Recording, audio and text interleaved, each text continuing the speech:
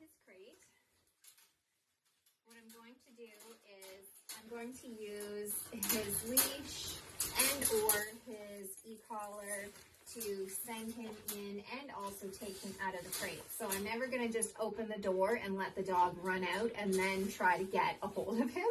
What I'm going to do is set ourselves up for success by leashing him up while he's still in the crate.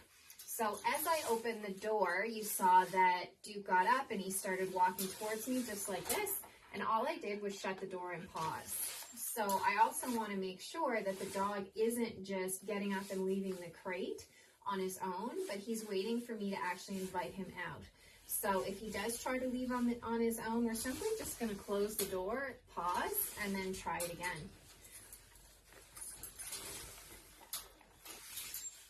So when we get a dog in this frame of mind where he's just kind of sitting there patiently waiting, with Duke, I'm just going to reach in, I'm going to put his prong and leash on like this.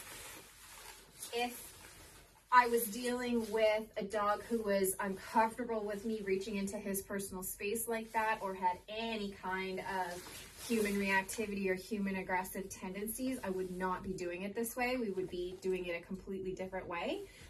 I would be probably using something like a slip lead to just get on the dog quickly and then bringing him out.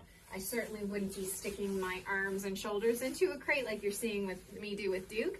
But Duke is a super human friendly, a super sweet dog. His issue is wanting to be too close to people. So he doesn't have any problems with me doing this. So it's not a safety concern, but if it were, we're not going to do it that way. I just wanted to point that out because it's very, very important that you always think about your safety.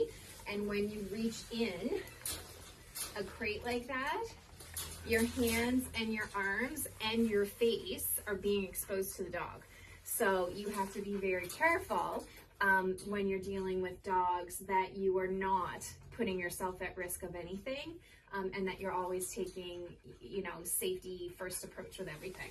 So now that I have him leashed up, I'm going to do the door exercise again. And you see how I actually stand behind the door.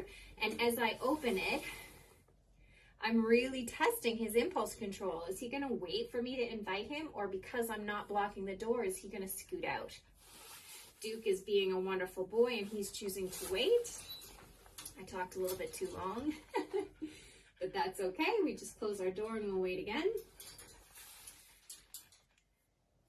Let's go. I bring the dog out. I like to put the dog into sit command.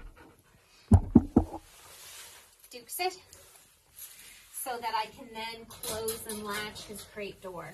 So we're never going to leave the door of the crate open. The dog goes in, it gets closed and latched. The dog comes out, it gets closed and latched.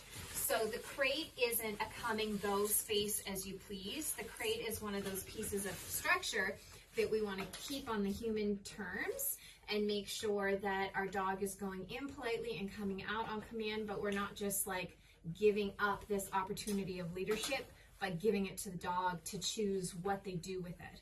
So very important that this stays on our terms. And also it's a very important safety concern that you don't leave crate doors open, especially when you're in a home that has multiple animals, or you also have kids. So we do not ever want kids going into the dog's crate. This is for the dog only. Kids should never be allowed in the dog crate. It's not for them to play with. It's not safe.